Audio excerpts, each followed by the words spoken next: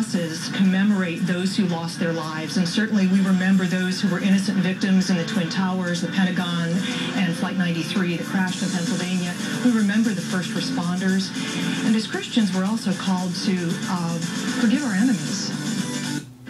In the 10 years since the 9/11 attacks, Muslim profiling has been a sensitive topic. So Eyewitness News reporter Mark Becker circled back to the leaders of Charlotte's Muslim community, asking what's changed since then and how they feel they fit into the community now.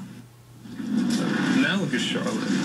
It's ethnically diverse. It's developing an actual culture. Yusuf and Suleiman Khan have lived between two worlds. Between Charlotte, where they live now, and Pakistan, where they were living on the day both of those worlds changed. I was born in America, and America has always been my home. And I think I shared in the pain that everybody felt on September 11th. 10 years later, those worlds aren't as far apart. Between 15 and 30,000 Muslims now call the Charlotte area home. They worship here, live here, and are part of the fabric of the community. But 10 years after 9/11, many of them say they're still living in a shadow of fear and misunderstanding. There's still a lot of prejudgment that goes on. Jibril Hough has spent the last 10 years trying to take some of that fear out of his faith. And whatever else it did, he says 9/11 started a discussion in Charlotte that has gradually opened minds. We're in a better place than we were before 9/11. Just ask Mohammed Zaid.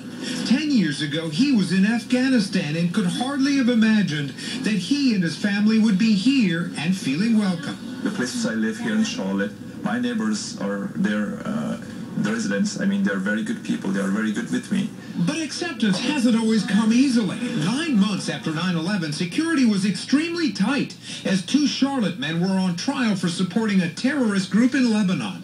In May of this year, 2 imams weren't allowed to board a flight here for a conference. And a month later, the FBI released this picture of a Middle Eastern-looking man who'd been acting suspiciously on Charlotte's light rail line. And they associate that picture with what they understand is Islam based on. Nasif Majeed served on Charlotte City Council during the 90s when being a Muslim seemed to matter less. And here in Charlotte, are Muslims accepted? Yes, yes, and it has enhanced the understanding that we're all children of Abraham, and we have a common line, and really we have more in common than we have in difference. In Charlotte, Mark Becker, Channel 9 Eyewitness News. Charlotte's Muslim community is holding a blood drive this Sunday. It is part of the National Muslims for Life campaign. It's running all month, and Sunday's event will run from 1 until 5 in the afternoon. It's going to be held at the Baptist Church of Huntersville on North Old Statesville Road, and you can learn more about this event by going to WSOCTV.com. Just look under our special 9/11 tab. Just into the